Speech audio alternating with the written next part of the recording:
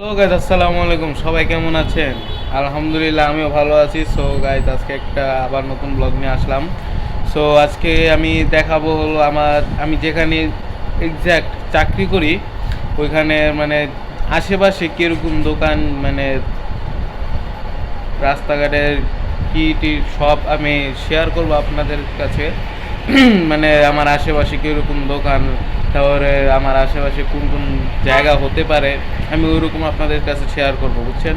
So guys, যারা চ্যানেলে subscribe করেন নাই, লাইক করেন নাই, শেয়ার করেন নাই, তাড়াতাড়ি করে সাবস্ক্রাইব করে দেন, লাইক করে দেন, শেয়ার করে দেন।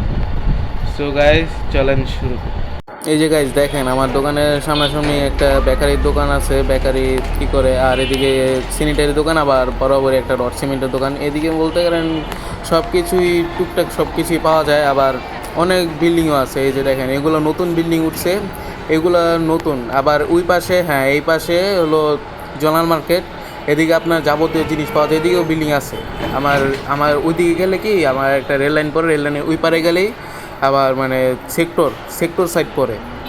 সো দেখেন, এদিকে আমি ভালো করে দেখাইতে পারতাছি না, তাই আপনারা একটু অ্যাডজাস্ট করে নেবেন, কষ্ট করে একটু অ্যাডজাস্ট করে নেন। সো পরে আবার করবো, সমস্যা নেই। সবাই তো দেখলেনি আমার দোকানের পাশে আশেপাশে কীরকম মানে দোকানপাট, আবার রাস্তাঘাট। সো এই জায়গাটার নাম হলো, এক্সাক্ট নাম হলো উত্তরা হাউস বিল্ডিং, জোনাল মার্কেটে আলিফ টাওয়ার, মানে সেক্টর 6-এ পড়ছে এটা।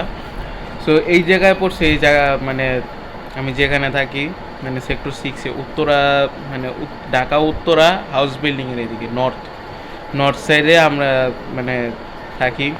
সো দেখালাম আমার দোকানের আশেপাশে কীরকম দোকানপাট, কীরকম পরিস্থিতি। সো যাদের যাদের আমার ব্লগটা ভালো লেগেছে তারা সবাই সাবস্ক্রাইব করে দিবেন, লাইক করে দিবেন, শেয়ার করে দিবেন, কমেন্ট করে দিবেন। সো আজকের ব্লগটা থাকবে এই পর্যন্তই, আর বেশি বড় করতে চাই না।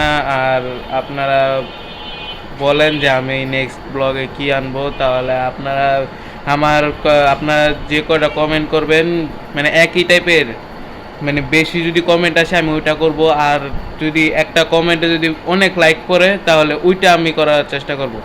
সো আপনারা সবাই কমেন্ট করেন, আর সাবস্ক্রাইব করে দেন, লাইক করে দেন, শেয়ার করে দেন। তো সবাই ভালো থাকবেন, সুস্থ থাকবেন। খোদা হাফেজ।